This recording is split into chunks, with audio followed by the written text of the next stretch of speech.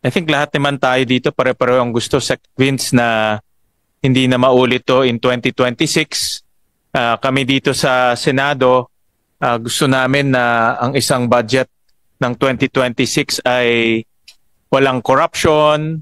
Ngayon, tinignan namin isa-isa yung mga projects at ito yung tinatawag ko before mga red flags. No? Napakita ko isa-isa itong mga red flags. In slide 27, nakita namin na marami tayong mga kalsada na walang station number. So kung gusto natin transparency, dapat naka-embed kahit na local road to, dapat meron station number, may coordinates rin. Kung hindi natin alam gaano kahaba to. Baka itong construction of access road, sasabihin nyo, let's say lang, 10 kilometers. Pero paano natin malalaman kung 10 kilometers? Paano kung ginawa 1 kilometer lang or 2 kilometer? So ito, in red flag namin, number 1 is yung mga kalsada, walang station number. Hindi siya transparent. Red flag number 2, ito yung mga duplicated projects. The next red flag, yung splitting.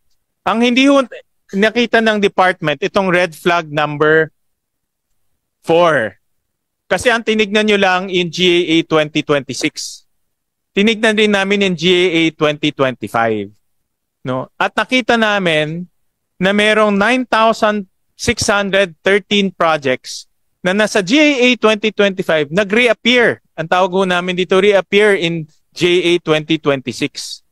Ito po yung sa akin pinaka-critical, yung red flag number 4, reappearing projects, 946 projects worth 14 billion. Mr. Chairman, may I respond? Yung pong red flag number 4, no? Ito po, importante po ito. No? Kasi ang akin pong inutos dyan, nung yan po ay nilinis, na dapat kung completed na ang proyekto noong nakaraang taon at hindi lang nung immediately preceding year, halimbawa in this case 2025, dapat wala nang pondo yan. Kailangan po i-validate yan isa-isa.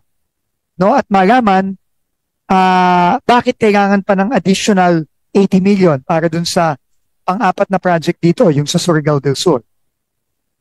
No? Construction of District Trento Bypass Road.